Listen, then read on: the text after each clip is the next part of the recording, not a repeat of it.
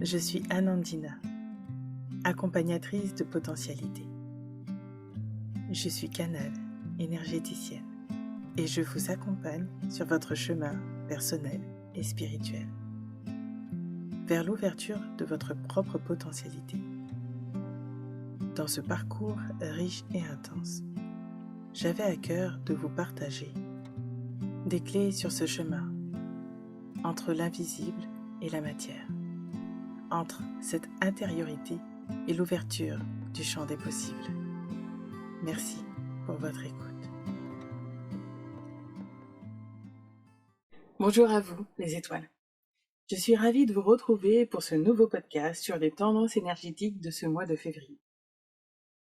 Je remercie tous les nouveaux abonnés, ainsi que ceux et celles que j'ai rencontrés ces dernières semaines pour des séances individuelles et qui nous ont rejoints ici.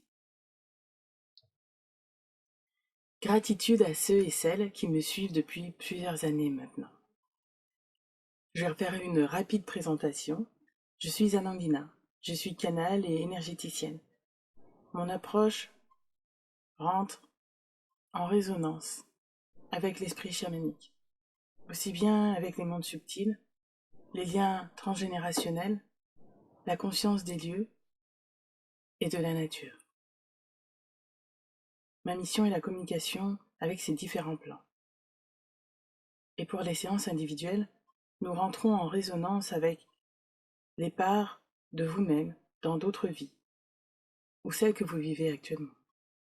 De libérer les freins, les attachements de défunts et d'autres énergies, afin d'harmoniser vos corps physiques, mentaux et subtils, aussi bien pour les enfants que pour les adultes. Je pratique également la communication animale. Ce monde animal est totalement différent de notre conception humaine, et beaucoup plus, on va dire, basé sur l'amour en fait, qu'ils ont envers ce monde, envers nous. Et puis j'interviens également sur la libération et l'harmonisation des lieux, aussi bien pour les locaux, les maisons à vendre que votre lieu de vie. On oublie bien souvent que les lieux, les murs et la terre ont une mémoire. Parfois il est nécessaire de nettoyer, de libérer de l'espace pour créer un chez-soi propre et sain, pour soi et sa famille. Je prends souvent cet exemple pour expliquer ces nettoyages, ces libérations que l'on a. Vous savez, nous prenons régulièrement une douche le matin ou le soir avant de sortir ou en rentrant de l'extérieur, dans l'intention de nous laver, de nous dépouiller des traces du sommeil, du monde extérieur, de nous purifier des pollutions diverses. Notre hygiène intérieure, celui de notre lieu de vie ou de travail, se déroule exactement de la même manière. Vous l'aurez compris, je suis une passionnée de ces espaces entre terre et ciel, de ces mondes invisibles et de notre évolution vers plus de fluidité et de joie. Car souvent, très souvent, tout cela est interrelié. Si vous souhaitez me contacter ou prendre rendez-vous, toutes les informations sont disponibles sur mon site internet anandina.fr ou dans la description sous le podcast. Mon site sera restructuré dans les prochains mois. Alors n'hésitez pas à me contacter par message ou téléphone si besoin. Et bien sûr, mes coordonnées restent accessibles dans la description. Allez, c'est parti pour les énergies de février.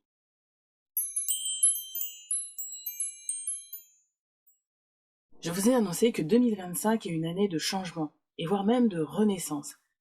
Tellement les évolutions qui se présentent vont être transformatrices pour chacun d'entre nous, au niveau personnel et collectif.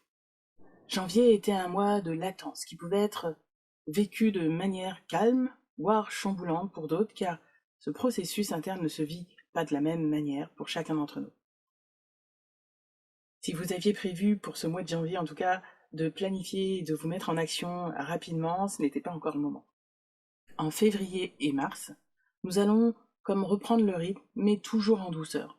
Nous sommes toujours en phase de remaniement intérieur. Alors ne cherchez pas à aller plus vite que la musique. Écrivez vos idées, vos rêves, vos projets, sans trop de pression ou d'exigence envers vous-même et vos proches. Laissez venir ces changements petit à petit pour les mettre en place, autant le plus approprié. Et ce n'est pas le mental ou la volonté pure et dure qui va contrôler ce moment.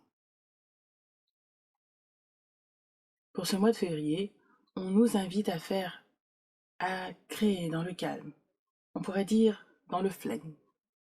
Il ne s'agit pas de procrastination, mais plus d'écouter votre intuition qui vous conduira naturellement dans les meilleures dispositions pour cela. Vos idées seront plus claires durant ce mois de février et vous ressentirez plus facilement la direction à prendre ou à donner pour cette année 2025. La ligne de départ dans l'action, le travail de fond, sera plus autour de fin mars à mi-avril environ. Février sera un mois léger. On pourrait même dire de frivolité dans l'état d'esprit plus individuel. Un peu comme si vous reveniez à des joies plus simples, comme un retour à l'essentiel, à vos valeurs. C'est comme si vous alliez vous rappeler qui vous êtes, avant tous ces tiraillements, ces obligations et responsabilisations extérieures.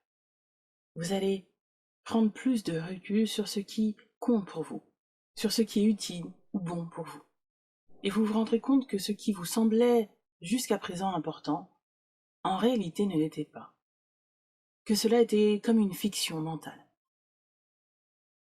Certains seront armés intérieurement pour vivre ce déploiement, et pour d'autres, il y aura de nombreuses remises en question. Et je sens que cela s'étalera encore dans l'année. Pour ces personnes, ce sera comme un réveil, un peu brutal, et pour d'autres, cela se fera en douceur.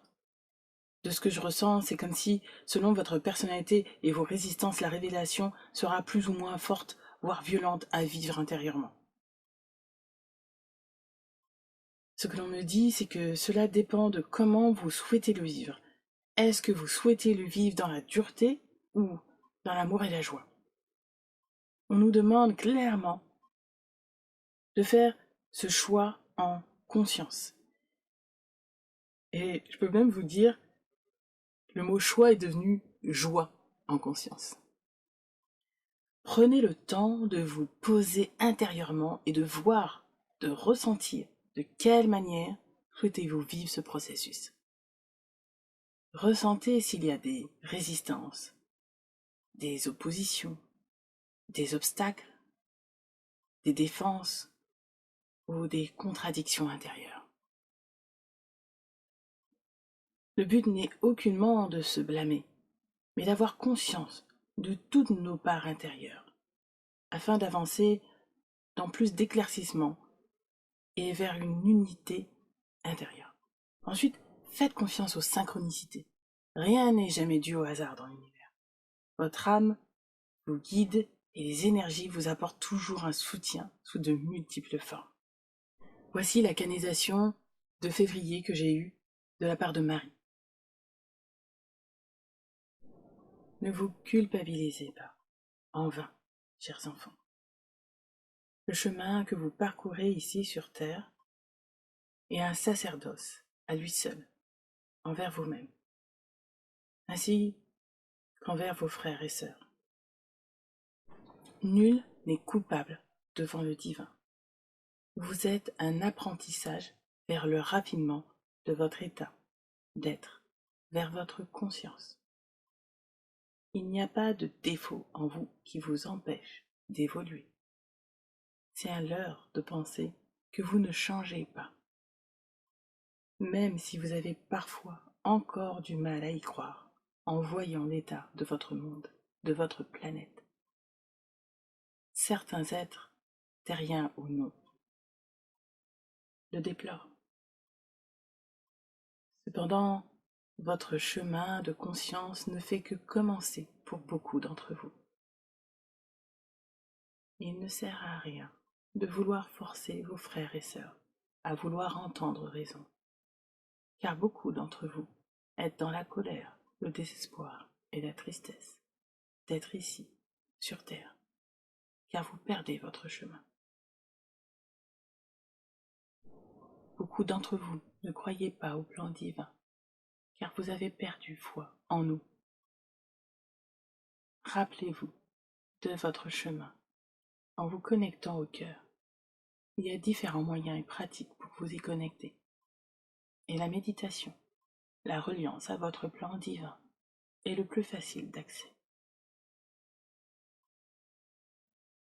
Marie. Fin de la canalisation de Marie.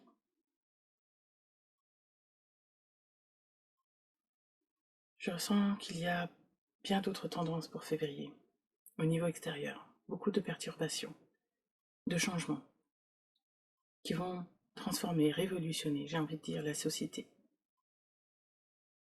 Cependant, on nous demande de ne pas se focaliser dessus, car ces changements sont nécessaires. On nous invite à revenir vers nous, vers ce changement intérieur qui va bouleverser ce changement extérieur.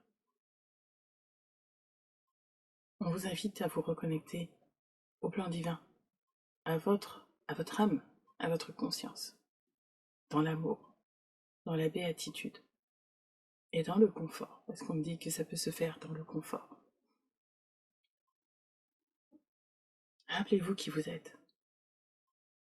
Rappelez-vous que vous n'êtes pas que ce corps, que cette chair. Vous n'êtes pas votre passé. Vous n'êtes pas encore votre futur. Vous êtes, tout simplement. Vous êtes là maintenant. Vous créez. Vous êtes en relation les uns avec les autres. Chaque instant que vous vivez est créateur d'opportunités, de transformation, de révélation, d'opportunités. Pour chacun d'entre nous. Il suffit de croire en nous, dans notre incroyable pouvoir de réalisation. C'est nous qui décidons. Bien sûr pas au niveau de notre espace mental, mais au niveau de notre cœur, c'est nous qui construisons. On nous demande là de nous recentrer sur nous, et non sur l'extérieur. Soyez en gratitude pour toutes les expériences passées, car chacune avait un objectif pour nous amener à aujourd'hui. Bénissez ces moments, ces blessures qui vous ont amené plus de sagesse. Et relâchez maintenant les émotions, les sentiments, les rancunes, car vous entamez un nouveau départ. Et vous ne pouvez plus les garder comme des fardeaux.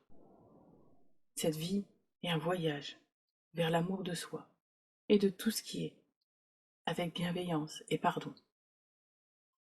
Nous avançons en maturité, en sagesse. Chacun d'entre nous avons de magnifiques qualités qui ne demandent qu'à être présentées au monde. Alors autorisons-nous à jouer avec cette incarnation, à retrouver nos rires d'enfant, notre simplicité de cœur, à créer, à imaginer. Explorons les multiples possibilités, le merveilleux, et à travers notre imagination, créons ce magnifique monde d'opportunités.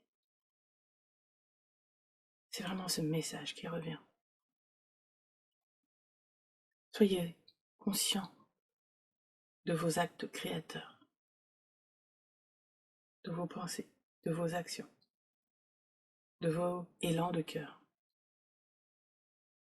C'est ce que l'on me transmet pour vous encore. Vous êtes bénis et tellement entourés. Nous sommes tellement entourés.